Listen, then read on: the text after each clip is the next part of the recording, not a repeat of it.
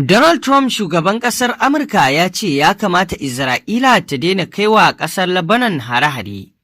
Haka zalika za ku ji cewa ƙasar Iran ta ce za su mai da harin martani kan ƙasar Isra'ila saboda harin da suke kaiwa a ƙasar Lebanon. Haka zalika shugaban ƙasar Iran Masoud Pezeshkian ya ce dole ne kowa ya bi umarnin jagoran addini Mujtaba Khamenei akan tattaunawa da ƙasar Amurka. Masu saurare ku gyara zama domin jin waɗannan rahotannin labarai da muke tafa da su kan abubuwan da ke faruwa a gabas ta tsakiya musamman ma tsakanin ƙasar Iran da kuma ƙasar Amurka da ma Isra'ila. Shugaban ƙasar Amurka Donald Trump ya yi kira da a dakatar da duk wani hari da ake kaiwa Lebanon da Isra'ila, yana mai cewa lokaci yayi da za a nuna haƙuri domin kaucewa rikici. Trump ya bayyana haka ne a shafinsa na Truth Social a bayan harin da Isra'ila ta kai a yankin Beirut, inda ya ce harin bai kamata ya faru ba, musamman a lokacin da ake kusantar cimma yarjejeniyar zaman lafiya da Iran. Ya jaddada buƙatar a nuna taka tsantsan daga ɓangarorin biyu, yana mai cewa bai kamata Isra'ila ta ci gaba da kai hare-hare a Lebanon ba, kamar yadda bai kamata Hezbollah ko wasu ƙungiyoyi su kai hare-hare kan Isra'ila ba. Sai dai bayan wannan hari, Iran ta yi barazanar dakatar da tattaunawa da Amurka, yayin da matakin shugaban rundunar Katamal Anbiya ya ce harin ba zai tafi a haka ba tare da ɗaukar mataki ba. Ƙasar Jamhuriyar Musulunci ta Iran ta bayyana cewa za mu mayar da martani kan harin Isra'ila a Lebanon. Iran ta yi gargaɗin cewa za ta mayar da martani kan harin da Isra'ila ta kai a kudancin Beirut. Yayin da Amurka ta buƙaci a dakatar da hare-haren domin baiwa tattaunawar zaman lafiya dama. Shugaban Majalisar Tsaron ƙasar ta Iran, Muhammad Bagir, ya bayyana cewa ƙasar ba za ta lamunci karya layukanta ba, yana mai cewa martanin mayakan Iran na nan tafe. Ya bayyana haka ne jim kaɗan bayan harin da Isra'ila ta kai da ya yi sanadiyar mutuwar mutane 3 da kuma jikkata wasu 6 a cewar hukumomin kare fararen hula na Lebanon. Shi ma shugaban Majalisar Dokokin Iran, Muhammad Bagir Ghalibaf, ya zargi Amurka da goyon bayan hare-haren Isra'ila, yana mai cewa hakan na nuna Amurka ba ta da niyyar ko ƙarfin cika alkawarinta.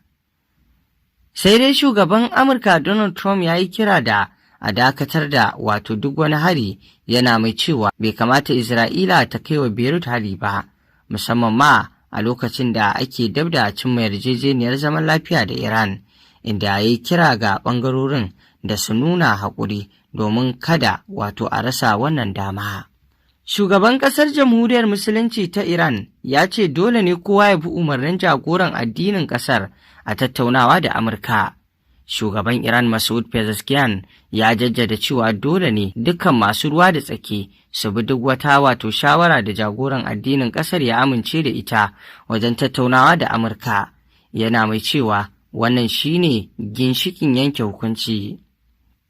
Ya bayyana cewa amincewar Majalisar Tsaron Ƙasa ita ce mafi aminci, kuma duk abin da jagoran juyin juya hali ya sahale shine ya zama wajibi ga kowa ya bi, ko da kuwa ra'ayinsa ya bambanta da na jagoran addinin musuluncin ƙasar.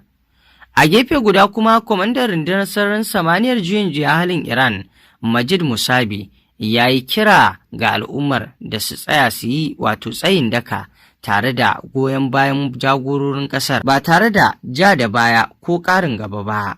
Rahotanni sun nuna cewa wasu masu tsatsauran ra'ayi sun gudanar da zanga-zanga a Tehran, inda suka rika sukar manyan masu tattaunawa da Amurka, yayin da ake fargabar yarjejeniyar da ake shirin kulla tsakanin Iran da Amurka. A wani rahoton kuma dangane da batun kulla yarjejeniya, Iran ta ce babu wata yarjejeniya da za a kulla a lokacin da Trump ya ayyana. Wata majiya ta kusa da tawagar tattaunawar Iran ta bayyana cewa babu wata yarjejeniya da za a kulla a lokacin da shugaban Amurka Donald Trump ya sanar. A cewar kamfanin dillancin labarai na Fars, majiyar ta ce duk da cewa Trump ya bayyana cewa za a rattaba hannu kan yarjejeniyar nan take tare da buɗe mashigar Hormuz ga dukkan jiragen ruwa, har yanzu ba a kammala tattaunawar ba. Rahotanni sun kuma nuna cewa sa'o'i kaɗan kafin harin da Isra'ila ta kai kudancin Beirut, wata tawagar Qatar tana Tehran domin isar da bukatun Iran zuwa ga ɓangaren Amurka, ciki har da cikakkun sharuɗan da Tehran ke son a saka a cikin yarjejeniyar. Majiyar ta jaddada cewa ko da tattaunawar ta ci gaba da tafiya gaba ɗaya, babbar buƙatar Iran ita ce a yi la'akari da dukkanin damuwarta gaba ɗaya, tana mai cewa ko da an amince da sharuɗanta, hakan baya nufin za ta rattaba hannu kan yarjejeniya a lokacin da Trump ya ayyana. A yanzu dai abubuwa da dama na nuna cewa wannan rikici tsakanin ƙasar Iran da Amurka da ma Isra'ila abu ne da ɗaura kai kuma mai wuyar a cimma shi yadda ake tunani. A yanzu wannan hare-hare da suke wakana tsakanin juna abu ne da yake mai da hannun agogo baya, kuma kazalika wace mai dawo da hannun agogo baya cikin al'amarin? A zahiri abin da yake a bayyane da kuma a fayyace, ƙasar Isra'ila ita ce ke dawo da hannun agogo baya, biyo bayan hare-haren da take kaiwa, wanda ko wannan hari da ta kai a Beirut a Lebanon abu ne da yake ƙara nuna cewar Isra'ila ko mu ce Netanyahu suna neman su tada abin da zai karya yarjejeniyar nan ta rushe.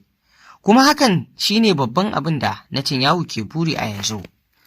Duk da cewa dama wasu na ganin ko da an ɗauko hanyar cimma wannan yarjejeniya ba fa za ta kai zuwa ga cimmuwa yadda ake tunani ba, saboda dama ba a ɗauko tsarin yadda abin zai kasance cikin yadda ya dace ba. Duba da yadda Amurka take zuwa da abubuwa na son zuciya a cikin hakan, wanda kuma an tabbatar da cewa Iran ba za ta amince ba, kuma ko da za ta amince da wasu ba za ta amince da wasu mafi yawa ba. Kuma kazalika karɓar bukatun ƙasar Iran, Amurka ba lallai ta karɓe su ba, kuma ko da ta amince za ta karɓa, to fa za ta iya yi masu abin da yake rashin cika alƙawari su karya abin.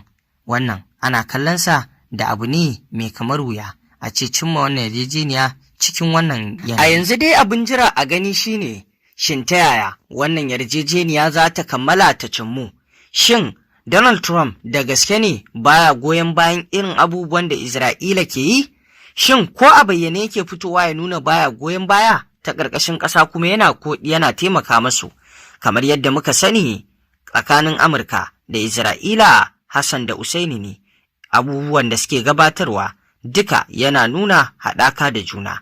A yanzu dai za a iya nuna cewa dai ko da a ce Donald Trump shugaban ƙasar Amurka baya tare da Netanyahu cikin wancan al'amari, to fa ba zai iya ɗaukan mataki a kansa yadda ya kamata ba, domin abin da yake bayyana dai a yanzu shine Amurka gabaki ɗaya Isra'ila tana ba ta umarni kuma tana bi. A maimakon Amurka ta ringa ba Isra'ila umarni, a yanzu Amurkan ba ta iya yin katabus akan Isra'ila.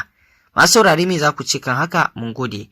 Ku ci gaba da bibiyar rahotannin labaran da muke kawo muku kan abubuwan da ke faruwa a duniya baki ɗaya. Ku dangwala mana alamar subscribing sannan ku danna ƙararrawa domin samun rahotannin labaranmu a koda yaushe.